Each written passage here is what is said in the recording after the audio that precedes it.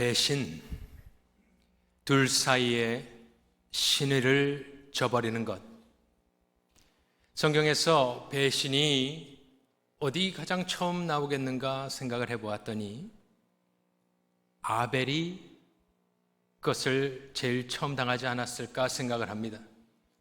둘이 들로 나가 있을 때에 자기가 항상 믿고 따라왔던 형님이 그를 쳐 죽였더라 되어 있는데 무엇으로 어떻게는 모르겠습니다마는 얼마나 당황하고 충격에 그 아벨은 죽어갔겠습니까? 배신당했습니다. 믿었던 형님에게.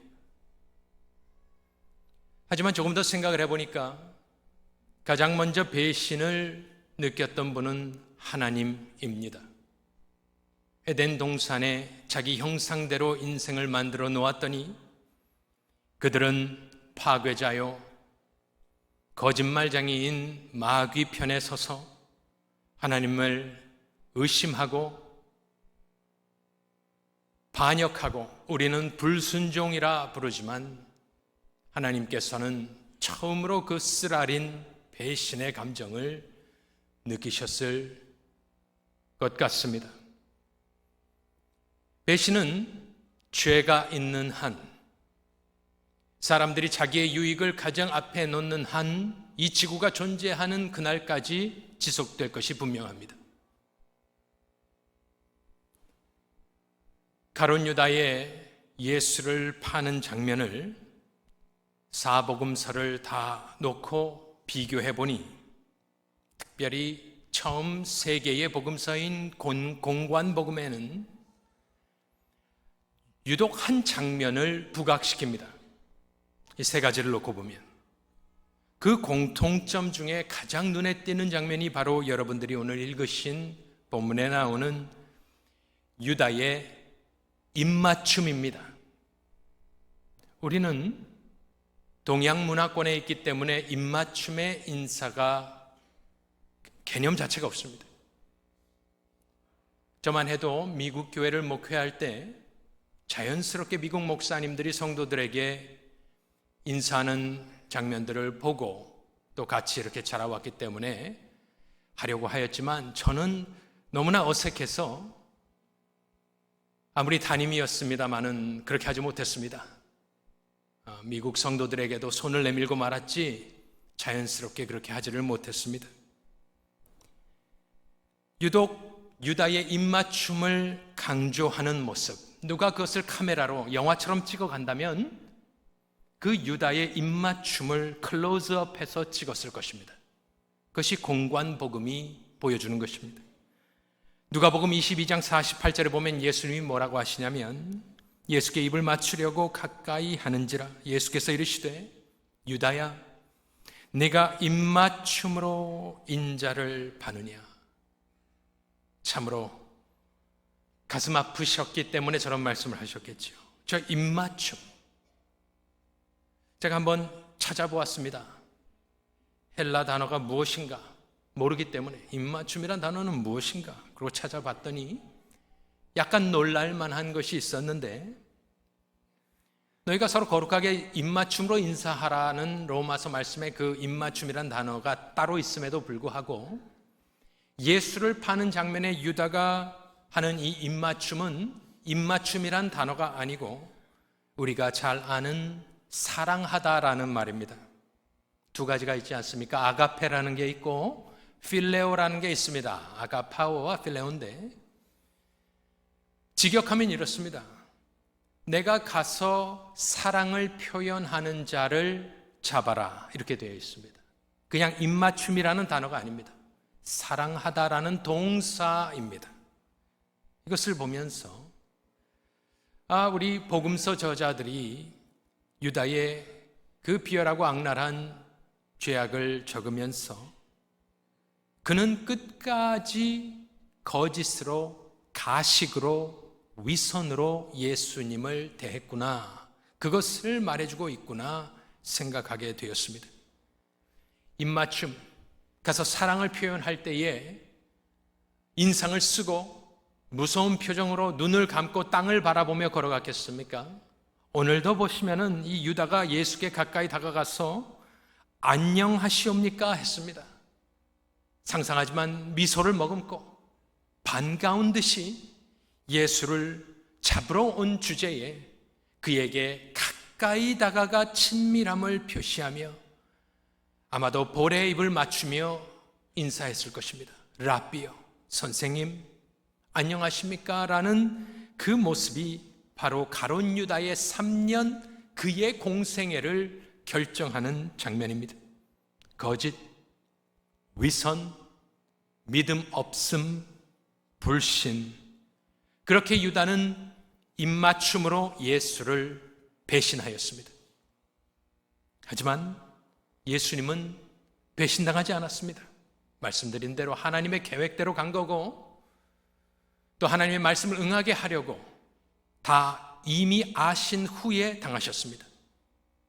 그래서 오늘도 크게 놀라는 모습은 보이지 않습니다.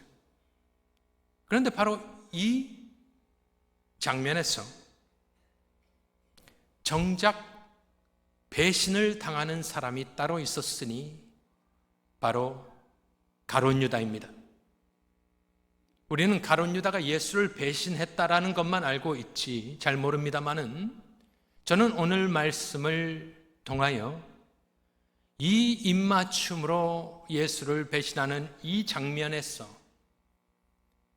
배신을 정작 당하고 있는 자는 다름 아닌 이 배신자 가룟 유다라는 말씀을 드리면서 이 말씀을 듣는 가룟 유다와 같은 분들이 계시다면 혹은 세상에 이 말씀이 들려진다면 그분들에게는 가룟 유다의 말로를 보면서 경고의 말씀이 들어가기를 원하고 저희와 같이 세상에 있는 가룟 유다들을 구출하고 막아서기를 원하는 우리에게는 그 끝을 보면서 그들을 불마음이 들기를 원하는 것입니다.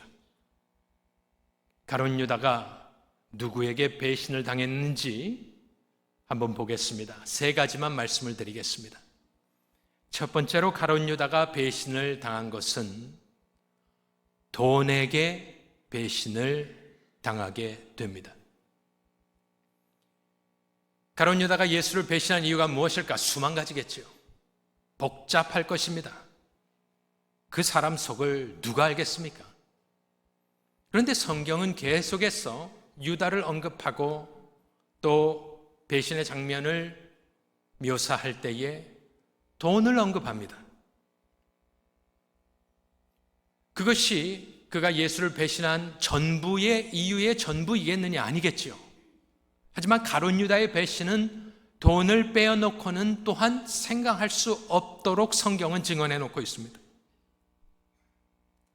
지난주에 본 대로 요한복음 12장 6절에서는 요한이 그의 정체를 밝히면서 그는 도둑이라 이야기를 했습니다. 돈괴를 맡고 있는, 우리식으로 말하면 트레저러, 무슨 회계쯤 되겠습니다. 하지만 그는 거기 있는 것을 훔쳐가는 도둑이었다. 돈과 관계되어 있습니다. 그리고 마태, 마가, 누가의 공관복음을 가만히 보면 이 가룟 유다가 언제 예수를 팔러 나가느냐, 그 장면은 다 똑같이 나오는데 지난주에 말씀드린 그 300데나리온 향유 옥합을 깨고 나서 이 가룟 유다가 말을 하고 예수님이 꾸중을 하시자 아마 뭔가 벌컥한 것 같습니다. 스위치가 켜졌든지 꺼졌든지 그때 이 사람이 이렇게 됩니다. 그래서 나갑니다. 그 중에 한 장면인 마태복음 26장에 나오는 14절 이하를 한번 보면요, 그 꾸중을 듣고 그때가 그때입니다. 14절에 그때에 12 중에 하나인 가룟 유다라 하는 자가 대제사장들에게 가서 말하되 내가 예수를 너희에게 넘겨주리니 얼마나 주려느냐 하니 그들이 은 30을 달아 주거늘 그가 그때부터 예수를 넘겨줄 기회를 찾더라 되어 있습니다. 내가 예수를 3년 쫓아다녀 봤더니 메시아가 아니더라. 거짓말이더라 뭐 이런 식으로 판 것이 아니라 그 팔아넘기는 과정 가운데 그가 요구한 것은 얼마나 주려느냐, 얼마나 그가 돈이 궁했는지, 얼마나 돈이 필요했는지 뭐 모르겠습니다만은 확실한 것은 그가 돈을 요구했다는 것. 그리고 3년 동안 얼마나 그가 돈꾀를 맞고 있었는지 모르지만 성경은 그가 도둑질을 하는, 돈과 연관되어 있었던 사람인 것을 이야기를 하면서 가룟 유다는 은 30에 예수를 팔았고 동시에 자신의 영혼까지 팔아버렸습니다. 안타까운 것, 아니 조금 황당한 것은 그 금액이 거액이 아니라는 사실입니다. 너무나 취하게 팔아버렸습니다. 하나님의 아들을 은 30, 요셉이 은 20에 팔려갔고 스가랴도 은 30을 이야기하지만 전반적으로 성경학자들은 은 30을 어떻게 풀어내느냐, 출애굽기 말씀에 빗대어서 은 30은 한 성인 남성 노예의 값이다라고 이야기를 합니다. 죄의 노예인 유다, 마귀의 노예인 유다가 하나님의 아들을 금전 한 입, 은 600냥, 여러 가지 금액이 있었겠습니다만은 하필이면 대충 구약 사람들이 은 30 정도면은 노예값 하나 정도다라고 통상적으로 생각을 한 그 노예 한 명 값에 예수를 죄의 노예가 팔아넘겼다는 것은 조금 아이러니입니다. 일확천금하고 인생을 한번 고칠 만한 한탕도 아니고 너무나 좀 황당할 정도로 터무니없는 정도의 값. 나중에 보면 밭을 삽니다. 그러니까 그 정도 값은 되었겠습니다. 제가 이것을 가만히 생각하면서 참 그 인생도 불쌍하고 억울하다. 이왕 팔 거면은 크게 한탕을 하던가, 이렇게 애매한 것에 팔아넘겼느냐, 참으로 불쌍하다, 이런 생각을 가만히 하고 있으면서 문득 든 생각은 가만히 있어보니 참 저 얘기가 우리 인생의 모습이구나. 사람이, 인생이 예수와 교회와 복음을 등질 때, 돌아설 때에, 자신의 영혼을 팔아버릴 때에 무엇과 그들이 맞바꾸느냐, 무슨 위대한 이유가 아닙니다. 우리 장로님 기도하신 대로 우리 주위에 많은 분들이 교회를 안 다닙니다. 물어보시면은 왜 그러느냐? 내 경험으로는, 내 지식으로는, 또 옛날에 내가 교회에서 어떤 일이 있었고, 혹은 내 육신의 평안함, 오락, 여러 가지 이유가 있겠습니다만은 제가 드리고 싶은 말씀은 그것이 무엇이든지 간에 예수에게 등을 돌려버리고 자신의 영혼을 맞바꾸자 하는 그것은 무슨 위대한 것이 아닌 고작 은 30 정도 되는 그것에 내 영혼을 팔아버리는 것이 이 세상의 모습이 아닌가. 그 은 30을 주고 내 영혼을 팔아버리는 그 무엇이 당신의 주인이요, 당신은 그의 노예라는 것입니다. 그 헐값에 자신의 영혼을 팔아버린 유다나, 그 헐값에 예수와 교회와 구원을, 복음을 땅에 던져버리는 세상이나 매 한 가지라는 말입니다. 그런데 가룟 유다는 누구에게 배신을 당하느냐? 다름 아닌 이 은 30에 배신을 당합니다. 그것은 무슨 말이냐? 마태복음 27장 3절 이하를 보면 그때 이 예수를 판 유다가 그의 정죄됨을 보고 스스로 뉘우쳐 그 은 30을 대제사장들과 장로들에게 도로 갖다 주며, 유다가 은을 성소에 던져 넣고 물러가서 스스로 목매어 죽은지라. 대제사장들이 그 은을 거두며 이르되 이것은 핏값이라, 성전고에 넣어둠이 옳지 않다 하고 의논한 후 이것으로 토기장이의 밭을 사서 나그네의 묘지를 삼았으니 그러므로 오늘날까지 그 밭을 피밭이라 일컫느니라. 가룟 유다가 3년 동안 쫓아다닌 것은 예수는 아니었습니다. 무슨 목적으로 무슨 이유로 그가 따라다녔는지 모르겠습니다만 어쨌든 돈은 그 목적 중에 하나였던 것이 분명합니다. 그런데 마지막에 그 은 30이 도대체 그에게 어떤 의미였고 얼마나 중요했는지는 모르겠습니다만 그 은 30을 다시 들고 와서 던져버렸다 되어 있습니다. 그러니 이 가룟 유다는 은 30에 한 푼도 가져가지 못하고 쓰지도 못하고 죽게 되므로 그가 믿고 따랐던 돈에 의하여 가룟 유다는 배신을 당하고 버림을 받게 되었습니다.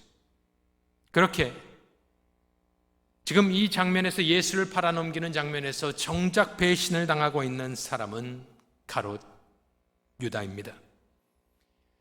여러분들이 믿고 있는 것 무엇이든지 간에 만일 그것이 예수를 거부하게 만들다면, 만일 그것이 여러분들로부터, 교회로부터 여러분들을 멀어지게 하고 예수로부터 멀어지게 하는 것이라면, 그것이 무언가 내 인생을 책임져 줄 거라고 생각하고 있다라면 유다의 결말을 보시면서, 그의 말로를 보시면서 그의 본보기를 통하여 깨달음이 임하실 수 있기를 축복합니다. 두 번째로 이 가룟 유다가 배신을 당합니다. 첫 번째는 돈에 의하여 상징적으로 한 푼도 쓰지 못하고, 두 번째로 그가 배신을 당하는 것은 그가 신뢰했던 사람들에게 배신을 당합니다. 가룟 유다가 그렇게 예수를 팔러 나가서 흥정을 할 때의 모습을 한 두 군데 보겠습니다.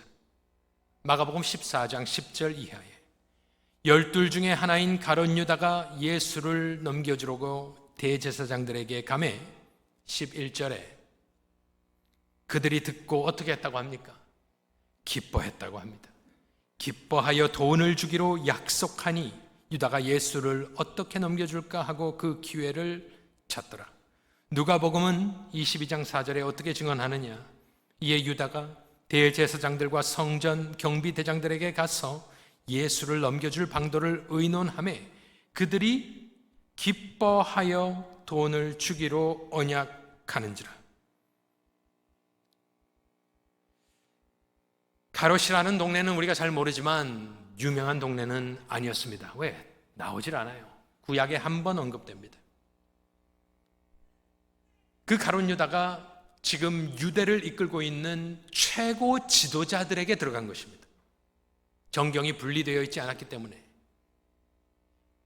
그 기세등등한 한 세상을 이끌어가는 사람들, 물론 로마 정권 아래에 있습니다마는 그 사람들에게 가서 예수를 팔고자 했을 때 그들이 기뻐하는 모습, 성경은 그것을 적어 놓았습니다. 최고 지도자들이 기뻐하는 모습에 가룟 유다가 착각을 합니다. 그들은 가룟 유다를 인정해 주거나 기뻐한 것이 아니라 자신들의 목적인 예수를 제거하려고 하고 있는데 그 제자가 하나 와서 아니 이게 웬 횡재냐 하고 그것을 기뻐한 것이지 가룟 유다를 기뻐한 것이 아니지만 그는 착각을 했나 봅니다. 여러분들이 이 겟세마네에서 기도하시고 말씀을 마치시는 가운데 예수를 잡으러 오는 무리들을 성경이나 이런 데서 삽화, 만화 같은 것으로 그림 그린 것을 보신 기억들이 있으실 겁니다. 저도 몇 번 본 기억이 있습니다만은 거기에는 그 장면이 어떻게 묘사되냐면은 횃불을 들고 제사장 옷을 입은 사람 한두 사람 해가지고 많이 봤자 한 대여섯 명에서 10명 정도 가룟 유다를 쫓아온다고 되어 있지만 성경은요, 오늘 마태복음도 그렇습니다만은 예수를 잡으러 온 무리가 굉장히 큰 무리였다라는 것을 말해주고 있습니다. 요한복음 18장 3절에 보면은 유다가 앞장서서 오는 장면인데 유다가 뭐라고 나옵니까? 군대라고 표현이 되어 있죠. 군대라는 저 단어를 찾아보면 저 단어는 로마 군사들을 표현하는 단어인데요. 한 유닛입니다. 저 부대 숫자를 말하는데 저 군대라는 말은 600명짜리 부대입니다. 로마 군인들이 600명이 온 것은 아니고 그 성전 군사들이 온 것으로 성경학자들이 추정한다면은 600명까지 왔겠습니까만은 적어도 대여섯 명이 온 것은 아닙니다. 큰 무리입니다. 어쨌든 베드로가 위협을 느낄 만한 굉장히 많은 숫자가 위협적으로 지금 칼과 몽치는 몽둥이입니다. 몽둥이. 사람을 때려잡는 몽둥이입니다. 그것을 들고 적게는 수십 명이 이 밤에 예수를 잡으러 오는 것입니다. 그 앞장서는 사람이 유다입니다. 잘 모르겠습니다만은 이 유다의 어깨에 얼마나 힘이 들어갔겠습니까? 예수의 제자들은 고작 10대 명. 그런데 자기는 기세등등한 칼이 있고 몽둥이를 들고 횃불을 들고 한 100명이라고만 칩시다. 100명이 자기를 따라오면 그 앞장서는 사람은 얼마나 기세등등하겠습니까? 내가 입 맞추는 사람이 그 사람이다. 옛날에는 몽타지가 없었으니까 누가 누군지 모릅니다. 자기 혼자만 비밀을 알고 있는지, 나만 누구인지 알고 내가 수많은 사람들을 끌고 있고 기세등등한 이러한 가운데 가룟 유다가 저 사람들이 나를 인정해주고 이제 내가 그들 사내들인 안에 들어가서 그들의 인정을 받으면서 나도 이제 좀 존경받고 좀 편안하게 살겠다, 그런 생각을 분명히 했을 것입니다. 그런데 그가 깨닫지 못하고 있는 것, 그 뒤를 따라오고 있는 무리들은 그의 동지들이 아니었습니다. 그들의 친구들은 더더욱 아니었고 그 군대를 보낸 대제사장들과 무리들과 그를 지금 따르고 있는 수십 명에 달하는 이 군사와도 같은 사람들은 가룟 유다를 이용하고 있었을 뿐입니다. 가룟 유다는 그들에게 껌입니다. 껌. 씹다가 단물이 빠지면 뱉어버리고 마는 껌. 그런데 유다는 신이 나고 자신을 인정해 주는 것 같고 기뻐하고 군사들까지 보내주니 이제 내가 드디어 무엇인가가 되는구나 착각을 하게 되는 것, 세상의 모습입니다. 마태복음 27장은 그가 자살하러 가는 장면이 나옵니다. 한번 보시지요. 27장 3절에 그때의 예수를 판 유다가 그의 정죄됨을 보고 스스로 뉘우쳐 그 은 30을 대제사장들과 장로들에게 도로 갖다 주며 이르되 내가 무죄한 피를 팔고 죄를 범하였도다. 이제 뉘우침이 좀 있었습니다. 내가 무죄한 피를 팔고 죄를 범하였도다 하니 그들이 이르되 뭐라고 합니까? 그것이 우리에게 무슨 상관이냐? 네가 당하라. 아니 얼마 전에는 기뻐했다고 하지 않습니까? 네가 최고다. 너는 대단한 사람이다. 네가 라이트 초이스를 했다. 은 30에 넘겨라. 너무나 기세등등하고 신나고 했는데 정작 이 모든 것이 잘못됨을 깨닫고 가룟 유다가 참여하는 심령으로 그들에게 돌아갔더니 그들은 무엇이라 하느냐? 지금 그들이 이 껌을 뱉고 있는 겁니다. 그것이 우리랑 무슨 상관이냐?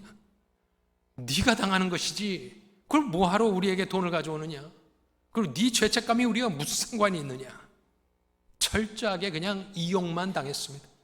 그 다음 절을 보시면은 5절을 보여주시면은 그것이 우리에게 무슨 상관이냐? 네가 당하라 하거늘 5절에 유다가 은을 성소에 던져놓고 물러가서 스스로 목매어 죽은지라 되어 있지만 한국말 성경에는 저 앞에 아무것도 없습니다만 원어에는 접속사가 들어있으므로 어떻게 해석이 되어야 되냐면 네가 당하라 하거늘 그러자 유다가 은을 성소에 던져놓고 물러가서 스스로 목매어 죽었다 되어 있는 것입니다.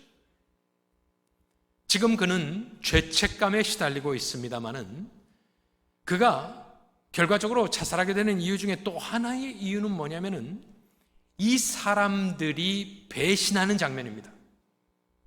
죄책감을 가지고 그들에게 갔지만 웃으면서 네가 무슨 상관이냐 우리와 이게 무슨 상관이냐, 네가 당하라 하는 말을 듣고 우리 식으로 이야기하면 이 사람이 멘붕이 온 겁니다. 자기를 인정해주고 자기를 껴안아주고 자기를 지켜 세워주던 이들이 나에게 무엇인가 위로의 말을 건네주고 품어주고 너는 우리 사람이다 이야기해 줄 줄 알았지만 뱉어버리니까 이 사람이 죄책감 플러스 충격, 이 사람들의 배신 등돌림의 충격으로 그가 스스로 목매어 죽게 되었다. 그렇게 유다는 자신이 신뢰하고 자신을 인정해 주었다고 생각했던 그 지도자들 무리에 의하여 철저하게 배신당하고 혼자가 되고 그는 그것을 감당할 길이 없기에 자살로 생을 마감하게 되었다라는 것이 바로 두 번째 그가 당하는 배신입니다. 세상 사람들도 내 인생에 도움을 주는 것, 내 인생을 열어줄 수 있는 사람들, 그 사람들 앞에 충성합니다. 때로는 교회도 안 가고 믿음도 저버리고 저 사람의 말을 쫓으면, 저 사람 앞에 무릎을 꿇으면 저 사람이 내 인생을 책임져주고 성장시켜주고 승진시켜주고 더 좋은 뒤를 주고 나에게 모든 것을 해줄 것이다 라는 생각을 하며 살아가는 사람들이 너무나 많지 않습니까? 하지만 가룟 유다의 교훈을 깨달을 수 있기를 바랍니다. 그들은 어떤 의미에서 다 배신하겠습니까마는 단물을 빼먹고 있는 것은 아닌지, 그리고 그 물이 빠지면 그들 또한 가룟 유다를 뱉어버린 것처럼 여러분들도 사람들도 그렇게 될 수 있음을 깨달으면서 우리는 내 인생 책임져 줄 분 하나님 한 분에게 인정받기를 노력하시는 분들 되시기를 바랍니다. 아무도 도와주지 않습니다. 예레미야 17장 5절과 7절을 보면 여호와께서 이와 같이 말씀하시느니라. 무릇 사람을 믿으며 육신으로 그의 힘을 삼고 마음이 여호와께서 떠난 그 사람은 저주를 받을 것이라. 7절에 그러나 무릇 여호와를 의지하며 여호와를 의뢰하는 그 사람은 복을 받을 것이라. 저 말씀을 믿고 신뢰할 수 있기를 바랍니다. 은 30에 주일 성수 던져버리고 11조 포기하고 그저 세상이 주는 즐거움과 성공을 위해 달려가는 것, 내 영혼을 파는 것입니다. 뭔가 되는 것 같고 뭔가 큰 군대가 따르는 것 같지만 한순간입니다.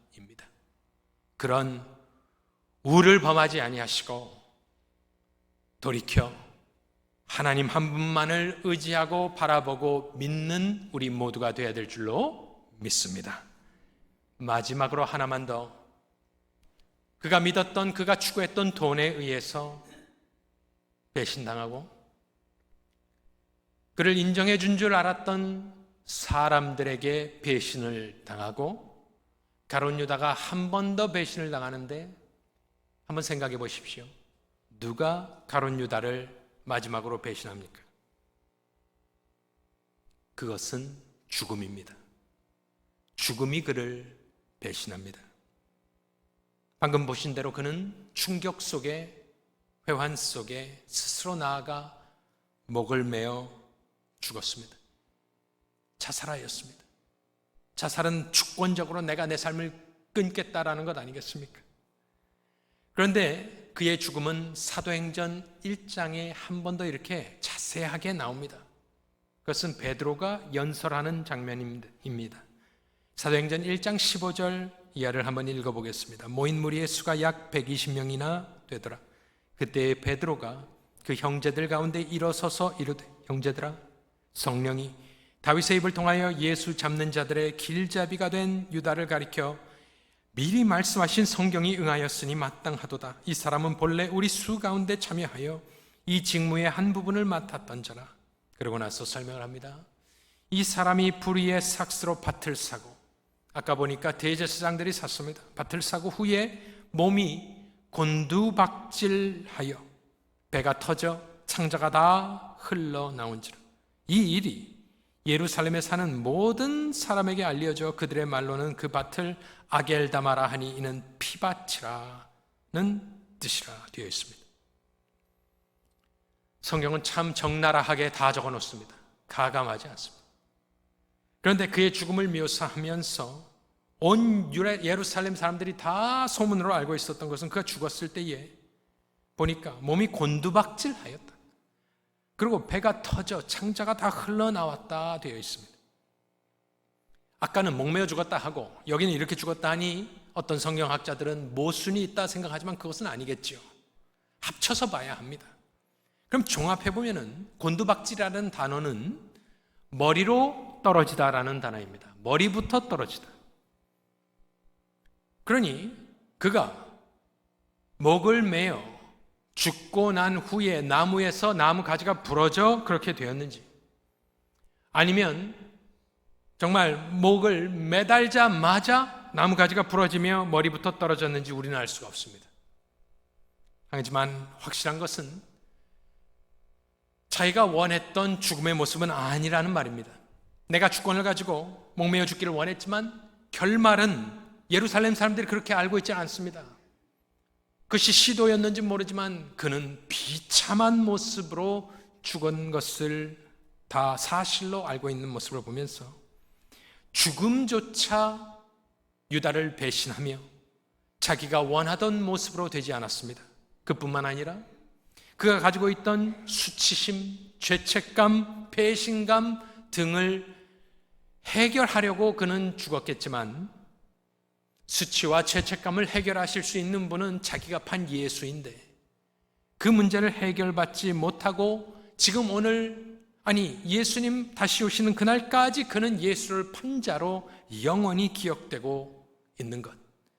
그래서 죽음은 그를 그렇게 그가 원했던 대로 되지도 않았고 그걸 통해서 해결받으려 했던 문제도 해결받지 못하고 죽음조차 그를 비웃고 있는 것입니다. 사람들이, 세상 사람들이 죽음을 두려워하지 않습니다. 두려워하는 것 같지만 또 두려워하지도 않습니다. 뭐 죽으면 죽는 거지 이야기를 합니다. 뭐 죽으면 끝이지. 죽으면 무의식이지, 뭐 무로 돌아가는 것이지, 뭐 아무것도 없는데 뭐 두려워할 것이 무엇이 있겠느냐, 뭐 빨리 안 죽기만을 원한다. 보통 그렇게 이야기하고요. 생각만큼 죽음을 두려워하지 않습니다. 그런데 제가 그분들에게 드리고 싶은 말씀은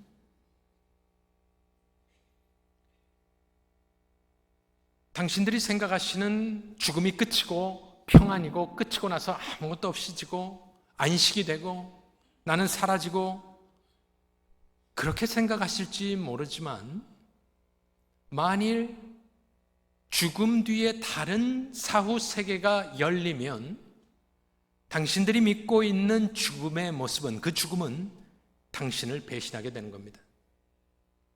죽고 난 뒤에 만일 천국과 지옥이 있으면 당신들이, 여러분들이 생각하는 그 죽음은 마치 이 가룟 유다의 죽음처럼 죽음이 여러분들에게 평안과 안식을 주지는 못할 것이라는 말씀. 그래서 죽음이 여러분을 배신할 수 있다는 말씀을 히브리서 9장 27절 하나님의 말씀은 무엇이라 해 놓았느냐? 한 번 죽는 것은 사람에게 정해진 것이요 그 후에는 심판이 있을 것이다 라는 말씀을 해 놓았습니다. 죽음 뒤에 심판이 있다. 그렇다면 그냥 내 문제를 해결하려고 혹은 이 유다처럼 이렇게 죽으면 정말로 큰일이 나는 것입니다. 그 심판에서 면제를 받아야 될 것 아니겠습니까? 그리하여 죽음에게 배신을 당하지 아니하려면 오늘 우리가 말씀드리는 예수 그리스도의 부활 생명을 그를 믿음으로 소유하시는 복된 사람들이 되실 수 있기를 간절히 바랍니다. 말씀을 마감하면서 한 구절이 생각났는데 그것은 시편 2편 12절 말씀입니다. 가룟 유다는 입맞춤으로 예수를 팔고 자기를 팔고, 그런데 하나님의 말씀 한 부분에는 무슨 말이 적혀 있느냐? 그의 아들, 하나님의 아들입니다. 그의 아들에게 입맞추라. 그렇지 아니하면 진노하심으로 너희가 길에서 망하리니 그의 진노가 급하심이라. 여호와께 피하는 모든 사람은 다 복이 있도다. 가룟 유다와 같이 불신으로 거짓으로 입맞추지 마시고, 다른 우상에게 절하고 그들에게 입맞추지 마시고, 마지막에 모든 어려움과 특별히 지옥불에서 여러분들을 놓지 아니하시고 구원해 주실 수 있는 단 한 분, 여러분을 배신하지 않을 단 한 분, 그분 예수 그리스도이십니다. 그분에게 믿음의, 충성의, 사랑의 입맞춤으로 나아가실 때에 그에게 피하는 모든 자들에게 영생의 복을 허락해 주시기를 우리 구주 예수 그리스도의 이름으로 간절히 축원합니다.